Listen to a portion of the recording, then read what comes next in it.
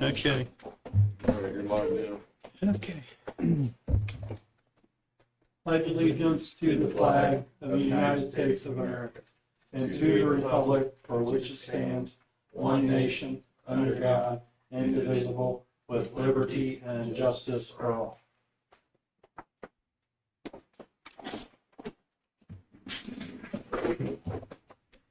Okay, roll call. Bob Fisher, Present. Bob Yurik's here, and as Stephen. Present. And Nicole is out today, so we're trying to wing it without her.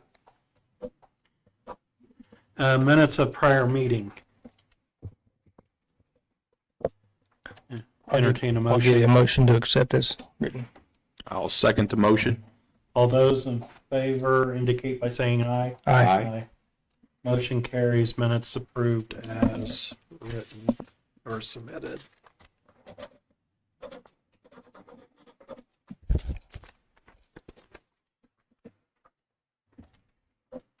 Clerk Treasurer's report. She left us a few documents to autograph, so we'll do that as well.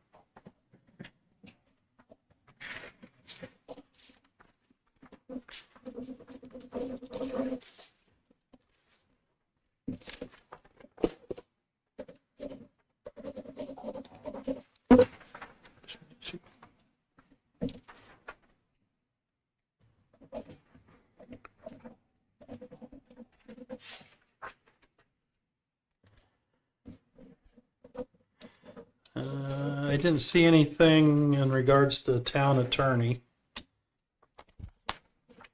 So I'm going with no action, no report. Fire report. Either of you guys seen anything? No. Okay.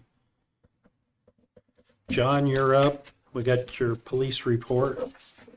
Yeah, I was gonna do that silence this month, but because of the snow, I think it's about 2 feet deep in that area where that sits. So as soon as it gets, I'm just trying to get it melt here real soon. When I get back from my trip, I'll get it down. Hopefully this weekend get moved to move it too.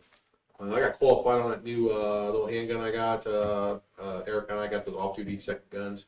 I got qualified on mine. I think he's scheduled to be qualified on the 13th, I think. So backup gun that we're gonna be carrying. And then yeah, other than that, busy, kind of a busy month. I did have an inquiry about the accident reports. The lady was, it's funny because she actually called Brownsburg and then she called us. She's wanting to buy all our accident reports, which we don't have a ton of accident reports every month.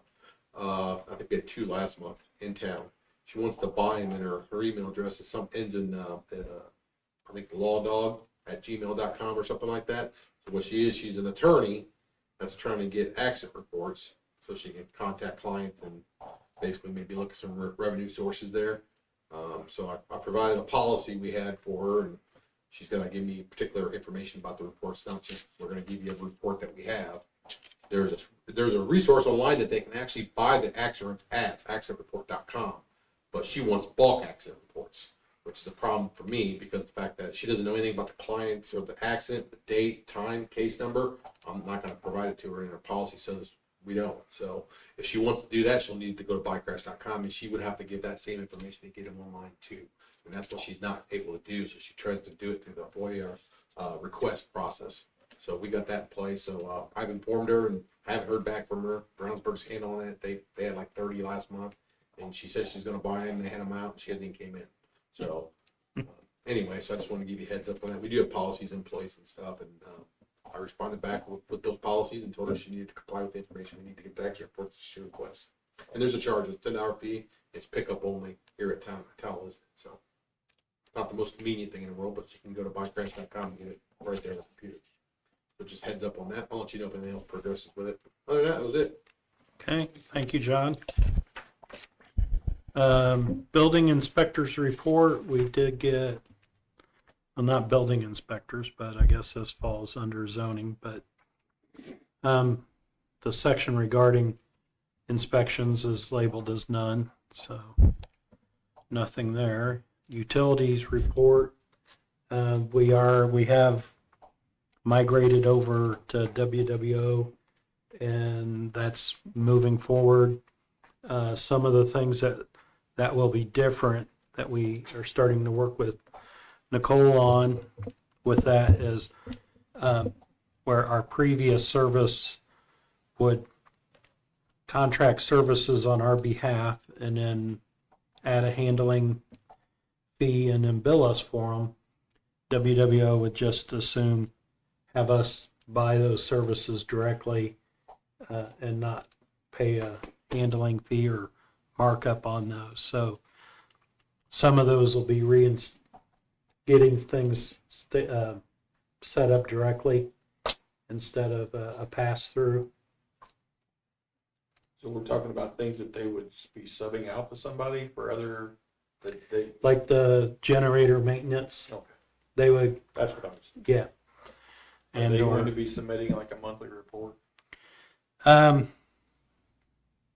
Yes, I'll let Sean know that at least something stating how things are going.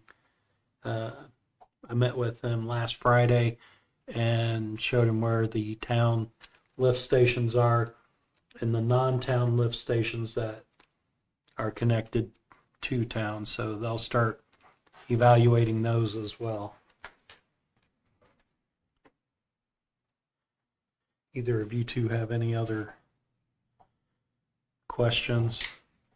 There's some loose ends down at the plant that we kind of uncovered during our walkthrough transition that Sean's going to find out where things are on that. One is the air compressor that was new with the renovation, but then failed twice, to find out if some of that is still under warranty or if that was all dropped. There's a portable air compressor down there keeping all the instrumentation running, but he was going to find out where that stood. Any chance of that being under warranty still? Possibly, but I think some of that was up in the air with Aramod because it had failed twice within a short period of time. Come to find out it was failing because of the other lines that were leaking, so it was dumping air underwater and caused a premature failure of the compressor. So that's all been fixed currently, so we'll see if we can still get any warranty coverage on that or what's involved with repairing it. Town engineers report. We had some comments, I think. Yeah, so, as I talked just briefly, was contacted by NDOT LPA today regarding the community crossings grant that we were not successful for last fall, and The word on, or currently it's going, It's not green.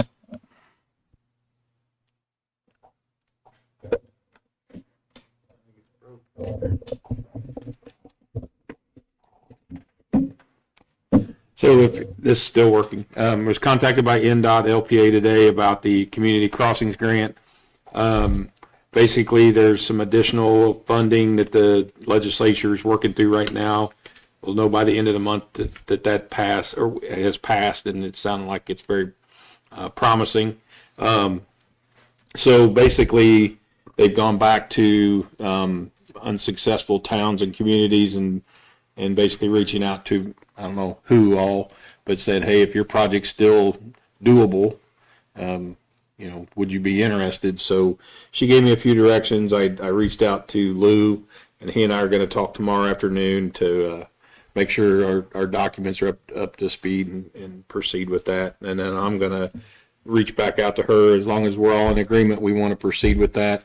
I will take the step with Nicole and Jared to make sure we're still good for the funding we set aside for our match.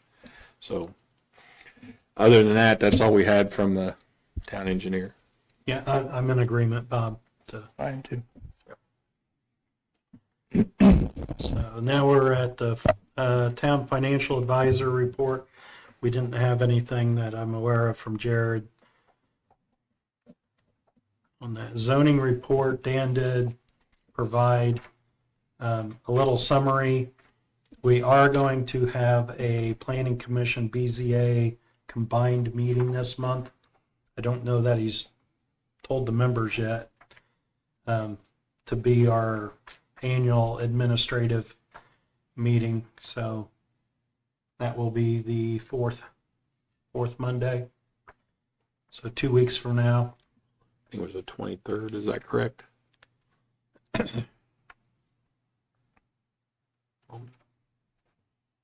Yeah, Monday the 23rd is what I saw. Yep, the 23rd.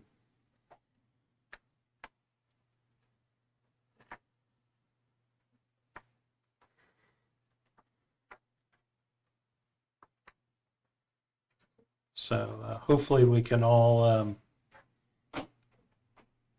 those of us on that can all attend and have quorum and then address one new member, and I think we got 2 members that are falling off of the committees.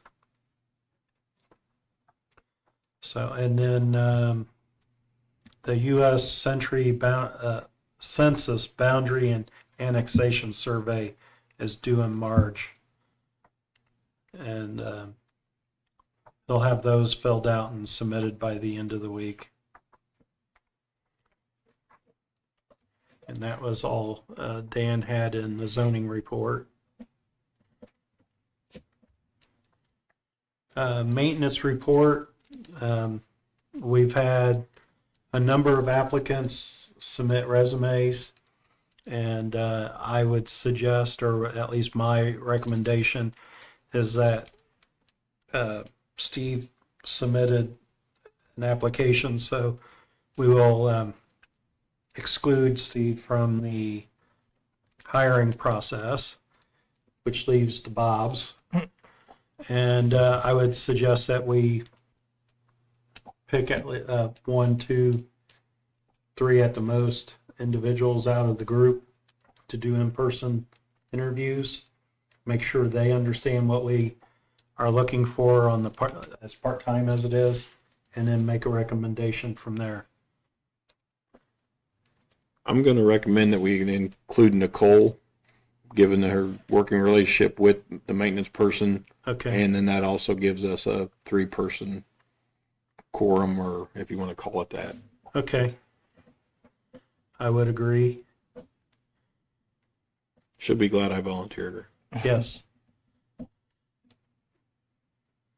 Technology, I think we got everything up and working. So I think we're good there. We'll find out. Yep, we'll hear about it if it wasn't. You were quiet a minute ago, so. Hmm? I said you were quiet a minute ago, so. Old business. Did we have any old business? I don't think so. I did make a couple notes up here more in the utility section. You know, we still have issues with the roof on the lab building. Yes.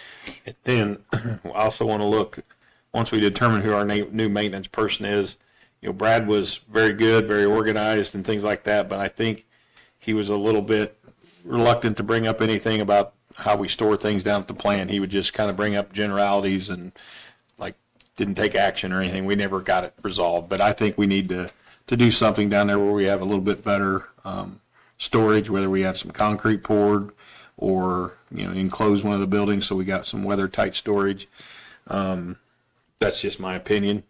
I don't go down there a lot and hang out, so, but you know, we've invested in some good equipment. We need to protect it the best we can. So that's something I want to look at in springtime, you know, and kind of get a master plan for that area down there. On kind of the same lines, Bob, I've kind of done some research into the salt, how we buy it to salt our roads, and I can kind of show you what I kind of put together. I just kind of, the way we buy it now is bag salt. Mm-hmm. So the cheapest rock salt I could find was at Lowe's. It's about $9 a bag. If you actually get like ice melt salt, it's $13 for a 40-pound bag. We can actually buy bulk salt for between 85 and 130 bucks a ton. Which, if you look at the cost comparison, the bag salt was $320 a ton, 700 bucks a ton for the ice melt salt. So if the picture at the bottom would be like a small little salt barn. I think we could build for probably under 5,000 bucks, and we could probably salt the whole town for about 3,000 to 5,000 a year. Because I came through and did it a couple weeks ago with my truck, and I think I used about 3 ton. And I even went through the neighborhood too. And I had about half a truck full, and I was very generous. I mean, I went through about 4 times. So, And this is exactly what I'm talking about, kind of a master plan, because again, we've invested in a new tractor, got a good loader, we got a good truck, and the salt bed and everything else. So I mean, yeah, the salt, the bag salt was always because we could just get it what we needed at the time. You know, this is one of those things that, you know, I've looked at one of those blocks, are 100 bucks a piece. You can buy them from the concrete people. Yep. And that tent thing's about 500. I mean, that's about all you need to store salt in. Yep. And we have a tractor. The only thing we would need would be to build some type of little earthen ramp to where it could get up into the truck, because it Yeah, I won't didn't know. quite reach it. Yeah. But I mean, we could have, I could do it, whatever. We could have, build up some stone or whatever, just something where the tractor could reach into the truck and fill it and save tons of money. And that would probably salt the whole town instead of Yep. just intersections. so what, getting it delivered in bulk like this, is there going to be like a minimum, or could, once upon a time, we talked a little bit with the county about piggybacking on their salt purchase, but it was one of those things, we'll get it to here, but you're going to have to come get it. And we didn't have a place to store it. I've talked, because I deal with Avon, so I've talked directly to Brookfield Salt, and she said no. She says as long as they sell right now there's a shortage in the state. Nobody can get it in the country because of the winter. Avon got 1 load today. So, but come spring, there's no limits. I mean, they sell to private contractors. We could get a triaxle at a time, 20 tons at a time. Okay. And then you could also kind of cheapen that up by mixing it with sand. Like take a 2-to-1 ratio is what they do, a 2-to-1 salt to sand ratio, and sand's about 20 bucks a ton. So you just mix it and put it in the shed. And I'm all for it. If in the long run it's better, and picking up 50-pound bags of salt and throwing them in that thing is not good for anybody's back. I don't care how old or young you are. I didn't do it. Yeah. I pulled the truck out and started plowing. And the stuff that even the more expensive stuff, that the 135 a ton, that's the stuff that I put down, is treated with calcium chloride, which goes to like -20. Yeah. The other stuff stops at like 20 degrees, but that green stuff, I don't think it does. I've seen it. It doesn't seem to work when it gets that cold, but it gets down to 0. We've always kind of had the policy of, if it's less than 3 inches of snow, we don't plow. It's just hard on our equipment, hard on the streets. And then if we have ice or anything like that, we salt the intersections. Again, I guess the advantage or beauty of listening to streets going nowhere, that none of our streets go anywhere, we don't have a lot of speed. And so people, I was very pleased with seeing how people were getting around and being cautious. And if they'd have just waited until we got done, that was my biggest problem, is people pull out in front of you and you got to stop and then you got to get going again. And so, but no, I think we've got still a pretty good policy. And the salt would help with that as well. I mean, you could update the policy to where you're not plowing, but you are going out and just pre-treating the roads with a small event, and that'll kill the snow off the roads. Yep. So we don't have to build up. Good stuff.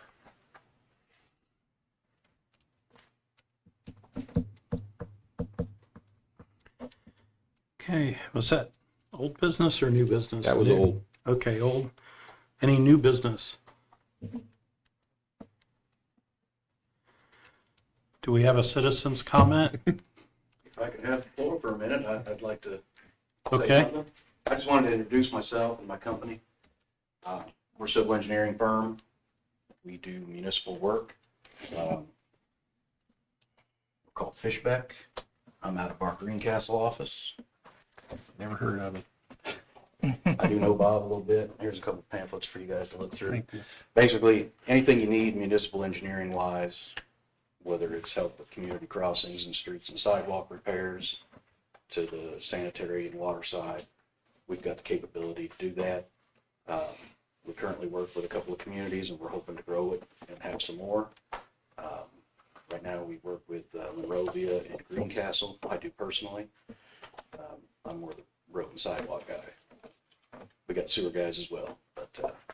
Anyway, I just wanted to introduce myself, let you know that if you're in need of some engineering, if you're looking to get some just town engineering done, if you're looking to put an RFP out for a new one, I know you currently have one, we'd be interested in being involved and putting in a proposal, so.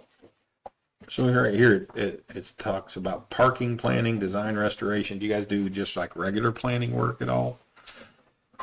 There is some planning, they'd all be in Michigan. Yeah.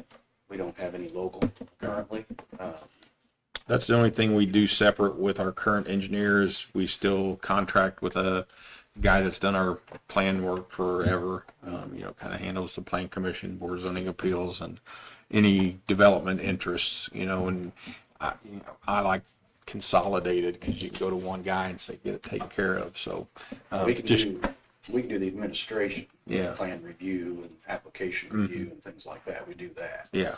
If you're looking to get a new plan, No, we've gone through, heck, in my time, a couple different updates to the the town plan, and he likes to redo it every few years. Just gives him more work, So anyway, okay, that's good to know. Appreciate you coming in. and a little about me, I'm a Hendricks County guy, born and raised, southwest side of the county. So, we just moved out of the county a few months ago. We're still got a Coatesville address, but we're actually in Putnam County now, but I'm a lifelong resident, live nearby. Got family in the area. So you'd be dealing with me if we had any work. So, anyway, thank you for your time. Yeah, appreciate it. If you have any questions for me, I can answer them now, and you've got my Okay. information. Well, if there isn't any other citizens here, we'll end the citizens' comment and we'll move to adjourn. Make a motion to adjourn. Second. All those in favor indicate by saying aye. Aye. Aye. I'm kind of mad my little